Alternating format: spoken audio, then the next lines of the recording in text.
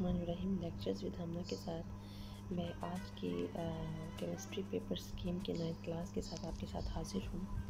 Chemistry का जो paper है वो आपका 7 अप्रैल को होने जा रहा है 9th क्लास के तमाम स्टूडेंट्स का, ठीक है। और इसकी जो स्कीम है वो आपके सामने हाजिर है। जिस बच्चे का क्वेश्चन हो वो लाजमी मुझसे कर लेगा, ठीक है।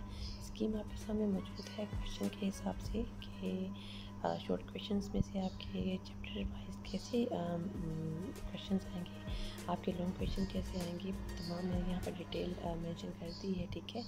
जिस स्टूडेंट ने इसको कॉपी करना हो या सेव करना हो वो कर सकता है, और इससे रिलेटेड अगर किसी ने कोई क्वेश्चन करना हो तो वो भी कर सकता है।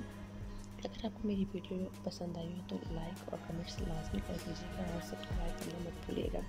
उसके अलावा केमिस्ट्री के गैस पेपर के जो पेपर हैं वो भी मेरे पास मौजूद है। गैस पेपर केमिस्ट्री के जो शॉर्ट क्वेश्चंस हैं वो भी, और लॉन्ग क्वेश्चन वो भी मेरे पास मौजूद हैं।